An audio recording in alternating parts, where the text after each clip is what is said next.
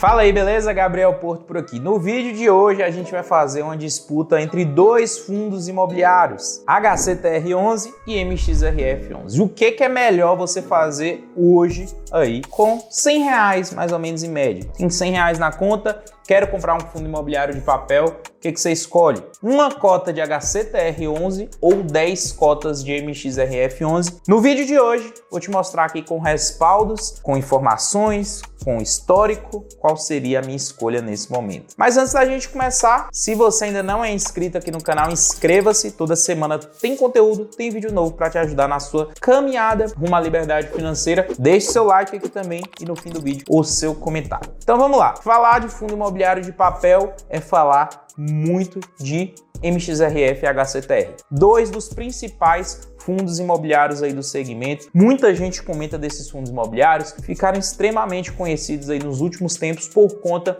dos dividendos mais altos, então dividendos aí acima de 1% ao mês, e são dois fundos imobiliários aí de muito destaque, principalmente o MXRF, que hoje é o fundo imobiliário com o maior número de cotistas da Bolsa de Valores, mais de 700 mil investidores só nesse fundo imobiliário. Mas o HCTR não fica muito atrás não. O HCTR também é um outro fundo que também é muito falado em mercado. E no dia que eu estou fazendo a gravação desse vídeo, o MXRF, a gente abrir, ele está aqui sendo negociado por R$10,05. Já HCTR11 por R$98,41. Então, se você escolher uma cota do HCTR ou 10 cotas do MXRF, daria mais ou menos aí na média de R$100, tá? Com R$100 na conta, o que fazer? Vamos dar uma olhada e comparar esses dois fundos imobiliários. Começando aqui pelo MXRF, fundo aqui na casa dos R$10 por cota, a gente pode pegar algumas informações que eu acho cruciais e relevantes aqui para esse fundo imobiliário. É um fundo que está com PVP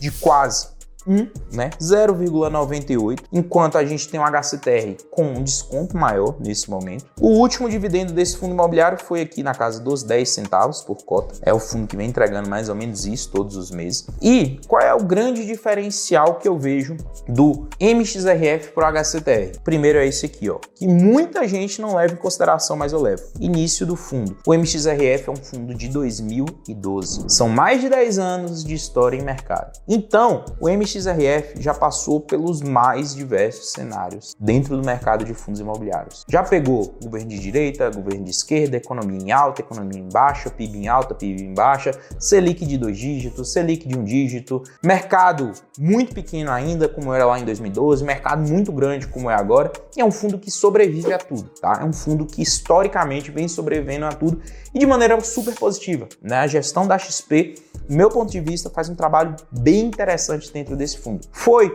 um dos primeiros fundos imobiliários aí, foi um dos pioneiros a ser negociado na base 10, né? Então, para quem não sabe, o MXRF começou sendo negociado na Bolsa de Valores, o seu IPO a R$100, só que lá para o ano de 2017, esse fundo imobiliário decidiu pegar uma cota, transformar ela em 10 cotas, é o que a gente chama de desdobramento, para dar liquidez, e isso funcionou, visto que hoje é o maior fundo em número de cotistas, para dar liquidez, trazer novos investidores para dentro do fundo. Então ele foi um dos pioneiros nesse sentido de ser negociado na base de R$10, e é um fundo imobiliário que sim vem trazendo bons retornos aqui aos seus investidores. Então a gente tem um cenário histórico para a MXRF muito grande. Isso para mim é um dos principais pontos que a gente pode ver dentro dele. Já o HCTR11, também outro fundo imobiliário muito conhecido dentro do mercado, R$98,41, está trazendo aqui na casa de R$1,10 por cota e tá com PVP, preço sobre valor patrimonial, de 0,81. Então um desconto maior, tá? A gente tem um desconto maior dentro do HCTR do que a gente tem dentro do MXRF11.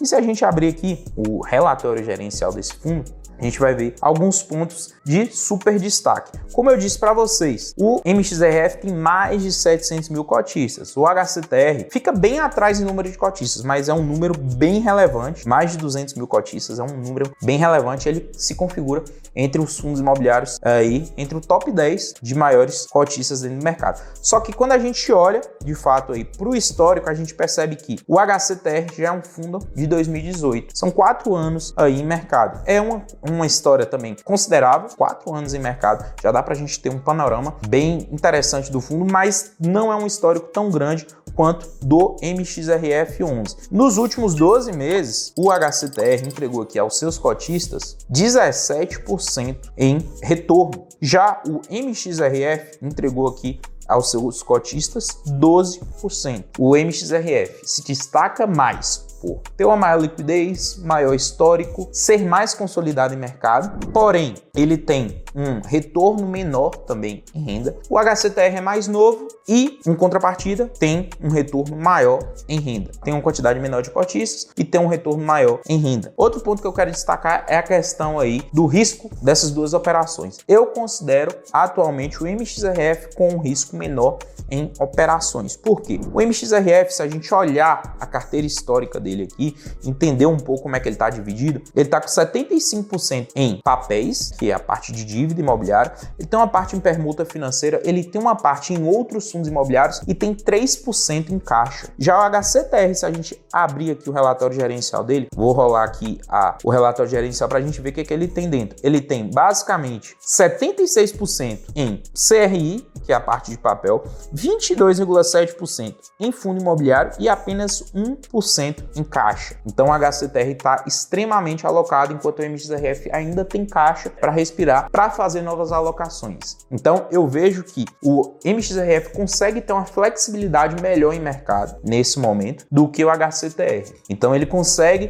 trazer novas oportunidades sem precisar de fato fazer uma nova subscrição em mercado. E o HCTR demanda de muita subscrição para se mover em mercado. E esse não é um momento bom para subscrição de fundo de papel não, visto que a gente vem de meses de deflação, inflação negativa, isso abaixou os dividendos, o HCTR sofreu muito com isso, tá? Então o HCTR distribuía R$1,60, R$1,50, caiu para R$1,10, enquanto o MXRF, por ter caixa, por ter ali um caixa acumulado ao longo dos meses, continuou distribuindo aqui na casa dos 10 a 11 centavos todos os meses, então ele conseguiu segurar mais, preço também conseguiu ser segurado mais, então o MXRF tem um risco menor na sua operação do que o próprio HCTR. Então a gente tem fundos imobiliários, dois fundos imobiliários de papel, mas com características e estratégias de investimento distintas. Assim, se fosse para escolher, eu ficaria com ambos. Se não precisasse escolher, melhor dizendo, eu ficaria com ambos. Se desse para ter os dois dentro da carteira. Tanto que eu sou cotista desses dois fundos imobiliários e vejo que os dois estão em momentos muito bons de compra, como eu disse. São estratégias diferentes, apesar de ser do mesmo segmento, e isso é muito bom para dentro de uma carteira. Mas se você me desse R$100 hoje, o que eu investiria? Eu, Gabriel, o que eu compraria? Eu, por investir visando o longuíssimo prazo,